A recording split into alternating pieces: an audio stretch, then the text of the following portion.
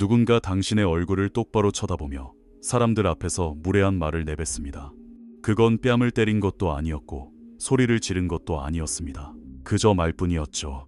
하지만 당신의 가슴은 답답해지고 얼굴은 화끈거립니다. 머릿속은 완전히 하얘져 버립니다. 가장 최악인 것은 당신이 아무 말도 못했다는 사실입니다. 그저 어색하게 웃으며 시선을 피했습니다. 괜찮다고, 별일 아니라고, 그냥 넘기자고 스스로를 다독였습니다. 하지만 전혀 괜찮지 않았습니다. 당신도 알고 있습니다. 자정이 넘은 시간, 홀로 샤워를 하며 그 상황을 계속해서 되새기고 있기 때문입니다. 목소리를 내야 할 때 침묵해버린 자신에게 화를 내며 그때 했어야 할 말들을 연습하고 있습니다. 여기에 아무도 말해주지 않은 진실이 있습니다. 당신이 얼어붙은 건 약해서가 아닙니다. 겁이 나서 침묵한 것도 아닙니다. 단지 그런 상황에서 어떻게 해야 하는지 아무도 가르쳐주지 않았기 때문에 침묵한 것뿐입니다. 그리고 그 무력함은 바로 지금 끝납니다. 이제 당신이 배우게 될 것은 대부분의 사람들이 평생 갖기를 갈망하는 기술입니다. 공격적으로 변하는 법이나 말싸움에서 이기는 법이 아닙니다. 너무나 차분하고 단단하며 흔들림이 없어서 무례한 사람이 상대를 잘못 골랐다는 것을 즉시 깨닫게 만드는 법입니다. 끝까지 저와 함께 해주세요. 이 내용이 끝날 때쯤 당신은 다시는 얼어붙지 않게 될 것입니다. 구체적인 기술을 배우기 전에 모든 것을 바꿀 한 가지 사실을 이해해야 합니다. 무례한 사람들은 무작위로 행동하지 않습니다. 모든 사람에게 똑같이 못되게 구는 것이 아닙니다. 그들은 대상을 고릅니다. 방안을 살피며 특정한 유형의 사람을 찾습니다. 그리고 그런 사람을 발견하면 테스트를 시작합니다. 한번 생각해 보세요. 당신에게 톡톡 쏘아붙이는 그 사람이 다른 사람에게는 다정하게 구는 것을 본 적이 있지 않나요? 누군가와는 웃으며 대화하고 누군가에게는 친절합니다. 하지만 당신에게만은 무언가 다릅니다. 항상 상황이 묘하게 꼬입니다. 그것은 우연이 아닙니다. 하나의 패턴입니다. 그리고 패턴에는 이유가 있습니다. 그들이 찾는 것은 반응의 창이라고 불리는 것입니다. 무례한 말을 던진 직후 당신의 얼굴과 몸, 눈빛을 살피는 그 짧은 순간을 말합니다. 그들은 당신을 읽고 있습니다.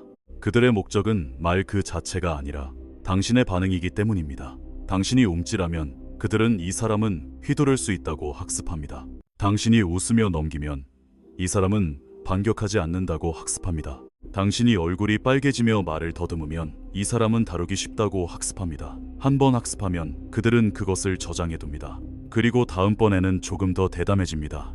행동과학자들은 이것을 사회적 탐색이라고 부릅니다. 당신이 어디까지 허용하는지 확인하기 위해 조용히 설계된 작은 테스트입니다. 비극적인 점은 대부분의 사람들이 이 테스트에서 잘못된 방향으로 합격한다는 것입니다. 약해서가 아니라 그것이 테스트라는 사실조차 몰랐기 때문입니다. 이제 당신은 알게 되었습니다. 그러니 그런 상황이 닥쳤을 때 무엇을 해야 할지 이야기해 봅시다. 첫 번째 기술, 고요한 거울입니다. 상대가 날카로운 말을 던집니다. 당신에게 상처를 입히고는 당신이 상황을 파악하기도 전에 쓱 사라지려 합니다. 그때 당신의 본능이 꿈틀거립니다. 해명하고 싶고 방어하고 싶고 똑같이 되받아치고 싶어집니다. 그러지 마세요. 대신 전혀 예상치 못한 행동을 하세요. 잠시 멈추는 것입니다. 2초 동안 정적을 유지하세요. 그리고 아주 차분하고 고요하게 상대를 바라보며 이렇게 말하세요. 방금 하신 말씀 다시 한번 말씀해 주시겠어요? 그게 전부입니다. 다른 말은 덧붙이지 마세요. 다음에 어떤 일이 벌어지는지 지켜보세요. 상대는 자신의 무례한 말을 다시 한번 천천히 그리고 주변 사람들의 시선 속에서 내뱉어야 합니다. 그러면 놀라운 일이 일어납니다. 두 번째로 내뱉어지는 그 말은 아까와는 다르게 들립니다. 더 이상하게 들리고 그 본질이 그대로 드러납니다. 다른 사람에게 해서는 안 될 불필요하고 못된 의도가 담긴 말이라는 사실 말입니다. 상대의 목소리는 떨리기 시작합니다. 비웃음은 사라지고 자신감은 떨어집니다. 주변의 공기가 바뀝니다. 모두가 그 말을 두 번 들었고 이제는 다른 종류의 주의 깊은 시선으로 지켜보고 있기 때문입니다. 이 기술이 효과적인 이유는 무례한 말의 설계 방식 때문입니다. 무례한 말은 빠르게 던져지고 빠르게 사라지도록 만들어졌습니다. 누군가 자세히 살펴보기 전에 치고 빠지는 것이죠. 당신이 그것을 반복하게 만들면 상대의 도망갈 구멍을 없애는 것입니다. 그 무례한 말이 광장 한복판에 홀로 서 있게 만드는 것입니다. 대부분의 무례한 말은 그런 노출을 견뎌내지 못합니다. 당신은 목소리를 높이지 않았습니다. 누구도 비난하지 않았습니다. 그저 질문을 던졌을 뿐이고 그 질문이 모든 것을 해결했습니다. 두 번째 기술, 패턴 명명하기입니다. 이 기술은 특정한 종류의 무례함에 효과적입니다. 미소 뒤에 숨겨진 무례함, 혹은 농담이라는 가면을 쓴 무례한 말입니다. 당신이 반응하면 상대는 그냥 장난이었어라고 말하지만 자리에 있던 모든 사람은 그 말에 뼈가 있다는 것을 느낍니다. 그 기분이 어떤지 당신은 잘 알 것입니다. 그럴 때 당신의 선택지는 같이 웃거나 혹은 농담도 못 받아들이는 속 좁은 사람이 되는 것뿐인 것 같습니다. 완벽하게 설계된 함정이죠. 대부분의 사람들은 같이 웃어줍니다. 괜찮은 척 연기하며 조용히 그 상처를 흡수합니다. 그러면 상대는 다음번에도 당신을 어떻게 괴롭힐지 정확히 알고 떠납니다. 대신 이렇게 해보세요. 그 말 자체에 대응하지 말고 그 이면의 행동을 지적하는 것입니다. 상대를 차분하게 바라보며 말하세요. 그런 말씀을 꽤 자주 하시는 것 같네요. 단순하고 조용하며 군더더기 없는 말입니다. 하지만 이 짧은 한마디가 해낸 일은 엄청납니다. 단 한 번의 실언을 지속적인 패턴으로 재정의한 것입니다. 당신이 주의를 기울여 왔고 기억하고 있으며 이것이 당신에게 보이지 않는 것이 아님을 신호로 보낸 것입니다. 누구도 그런 말을 자주 하는 사람으로 낙인 찍히고 싶어 하지 않습니다. 자신의 행동이 관찰되고 기록되는 것을 원하는 사람은 없습니다. 당신이 패턴의 이름을 부르는 순간 상대는 단지 한 번 내뱉은 말이 아니라 자신의 인격 전체를 돌아봐야 하는 상황에 놓입니다. 이것은 차원이 다른 책임감입니다. 상대는 당신의 반응은 무시할 수 있어도 당신의 인지 능력은 무시할 수 없습니다. 세 번째 기술, 반전시키기입니다. 우리가 그 순간에 거의 생각하지 못하는 사실이 하나 있습니다. 대부분의 무례한 행동은 당신과는 아무런 상관이 없다는 점입니다. 이 말이 이상하게 들릴 수도 있으니 잘 들어보세요. 사람이 스트레스나 실패, 창피함, 두려움 같은 무거운 짐을 지고 있을 때 그것은 항상 직접적으로 표출되지 않습니다. 그것은 옆에 있는 누군가에게, 만만해 보이는 누군가에게, 혹은 세게 반격하지 않을 것 같은 사람에게 옆으로 새어나옵니다. 당신이 원인을 제공한 것이 아니지만 당신이 그 감정의 목적지가 된 것입니다. 이것을 안다고 해서 당신이 그 감정을 받아줘야 한다는 뜻은 아닙니다. 다만 대부분의 사람들이 생각지 못한 선택지가 당신에게 생겼다는 뜻입니다. 다음번에 누군가 무시하는 말투나 쏘아붙이는 말, 거만한 태도로 다가오면 낚이지 마세요. 대신 진심으로 차분하게 상대를 보며 말하세요. 많이 스트레스 받으신 것 같은데 별일 없으신가요? 상황이 실시간으로 변하는 것을 지켜보세요. 당신은 맞서 싸우지 않았고 무너지지도 않았습니다. 당신은 상대가 휘두르는 무기를 지나쳐 그 무기를 든 손을 바라보며 질문했습니다. 이제 상대는 선택해야 합니다. 무언가 잘못되었다는 것을 인정하며 공격성을 거두거나 아니면 당신이 공개적으로 품격 있는 태도를 유지하는 동안 계속해서 무례하게 굴어 스스로를 망가뜨리는 것입니다. 두 번째 선택지는 지켜보는 모든 사람들 앞에서 상대를 아주 형편없는 사람으로 만듭니다. 이 상황에서 당신에게 나쁜 결과는 없습니다. 적대감이 사라지거나 아니면 상대의 바닥이 적나라하게 드러나거나 둘 중 하나입니다. 당신은 승리할 수밖에 없는 카드를 쥐고 있는 것입니다. 네 번째 기술, 공개적인 조명입니다. 어떤 무례한 사람들은 관객을 필요로 합니다. 1대1 상황보다는 사람들이 있을 때 더 기세등등해집니다. 그들에게는 목격자가 필요합니다. 자신의 공연을 봐줄 사람들이 필요한 것이죠. 목표는 단순히 당신을 작아지게 만드는 것이 아니라 다른 모든 사람들이 당신이 작아지는 모습을 보게 만드는 것입니다. 이것은 가장 계산된 종류의 무례함이지만 동시에 가장 취약하기도 합니다. 청중의 협조에 전적으로 의존하기 때문입니다. 사람들이 웃어야 농담이 성립됩니다. 청중이 동조해야 그 말이 힘을 얻습니다. 그 협조를 제거하면 전체 구조가 무너집니다. 자, 이렇게 해보세요. 청중의 마음을 얻으려 애쓰지 마세요. 그들에게 잘 보이려 하지 마세요. 오직 무례한 그 사람만을 똑바로 쳐다보세요. 표정을 읽을 수 없게 유지하며 이렇게 말하세요. 사람들 앞에서 그렇게 말씀하시다니 참 흥미로운 선택이네요. 깔끔하고 정확하며 감정이 섞이지 않은 목소리로 말입니다. 이 한 문장이 이뤄낸 것을 보세요. 모든 사람의 주의를 그가 한 말이 아니라 그가 사람들 앞에서 이런 식으로 말하기를 선택했다는 사실로 돌려놓았습니다.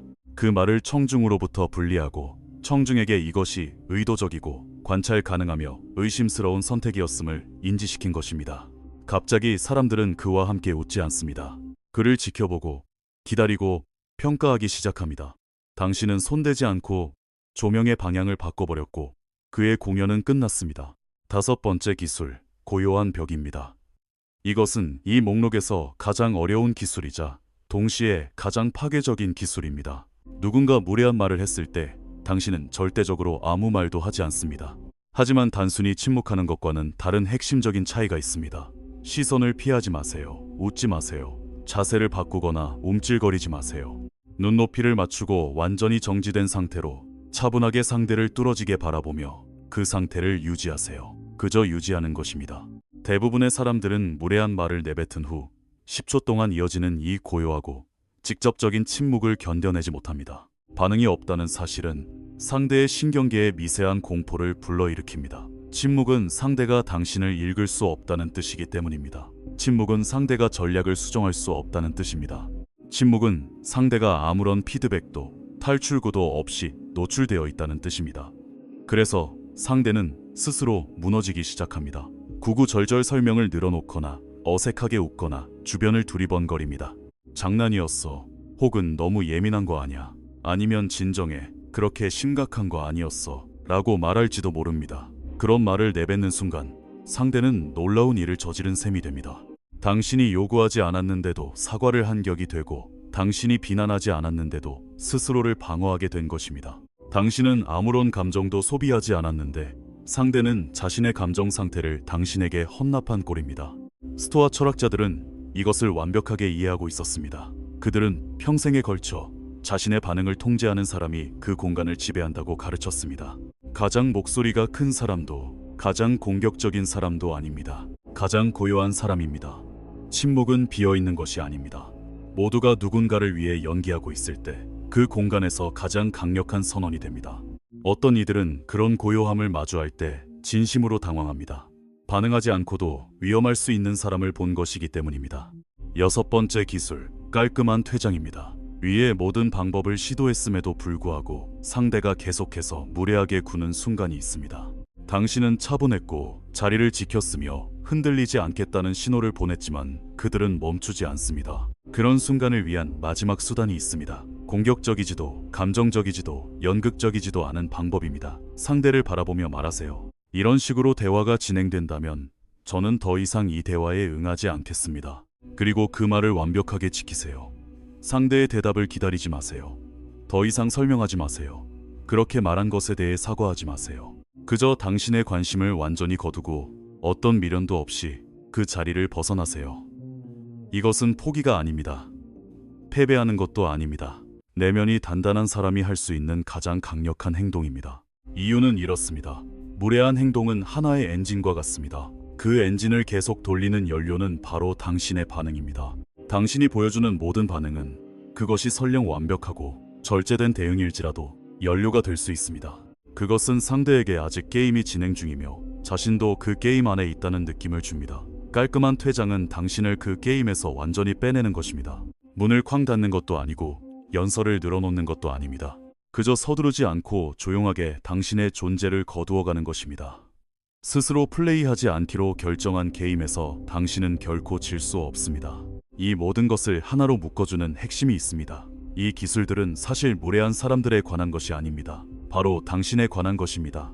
더 이상 얼어붙지 않는 당신에 관한 이야기입니다. 다르게 대처했더라면 좋았을 텐데 하고 밤잠을 설치며 후회하지 않는 당신의 모습입니다. 어떤 장소, 어떤 대화, 어떤 상황에 걸어 들어가더라도 굳이 말하지 않아도 주변 사람들이 느낄 수 있는 내면의 단단함을 가진 당신입니다. 무슨 일이 닥치든 나는 대처하는 법을 알고 있다는 그 고요하고 흔들림 없는 확신 말입니다. 대부분의 사람들이 깨닫지 못하는 무례함의 진실이 있습니다. 무례함은 강력한 것이 아닙니다. 대응할 도구가 없는 사람을 만났을 때만 강력해 보일 뿐입니다. 도구를 갖추고 나면 무례함은 그저 소음일 뿐입니다. 자신의 감정을 다스리는 법을 배우지 못한 사람이 내는 불편하고 불쾌하며 원치 않는 소음일 뿐입니다.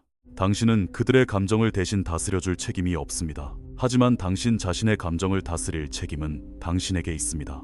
이제 당신은 그것을 해낼 정확한 틀을 갖게 되었습니다. 중심을 잡으세요. 차분함을 유지하세요. 당신이 진정으로 통제할 수 있는 유일한 것, 즉 당신의 반응을 통제하세요. 사람들이 말하는 진정한 자신감이란 바로 그런 것입니다. 소리 지르는 자신감이 아닙니다. 증명하려 애쓰는 자신감도 아닙니다. 그저 움직이지 않는 자신감입니다. 존재 자체로 충분하기에 더 이상 증명할 것이 없는 상태입니다. 당신은 이제 그것을 가졌습니다. 문제는 그것을 사용할 것인가입니다. 인류 역사상 가장 강력한 권력을 가졌던 마르쿠스 아우렐리우스는 자신의 일기에 아무도 읽지 않을 것이라 생각하며 이렇게 적었습니다. 우리에게 일어나는 일들이 우리를 정의하는 것이 아니다. 오직 우리가 그 일들을 어떻게 마주하는가가 우리를 정의한다. 무례한 사람들은 앞으로도 존재할 것입니다. 당신은 그것을 바꿀 수 없습니다. 하지만 오늘부터 당신이 영원히 바꿀 수 있는 것은 그들이 나타났을 때 당신이 어떤 사람이 되어 있을까 하는 점입니다. 당신은 더 이상 얼어붙는 사람이 아닙니다. 당신은 모든 것이 소용돌이칠 때 고요히 멈춰서 있는 사람입니다. 남들이 당황할 때 차분하게 말하는 사람입니다. 목소리를 높이거나 품위를 잃지 않고도 내가 테스트할 상대가 아님을 분명하게 보여주는 사람입니다. 자, 이제 당신에게 묻고 싶습니다. 당신은 이런 순간들 중 어떤 것을 경험해 보셨나요? 아직도 기억 속에 무겁게 남아있는 대화에서 어떤 기술을 써보고 싶으신가요? 댓글로 남겨주세요. 제가 하나하나 모두 읽어보겠습니다. 당신의 답변이 다음 영상의 주제가 될 수도 있습니다. 당신이 더 많이 공유해 줄수록 저는 더 정확한 도움을 드릴 수 있기 때문입니다.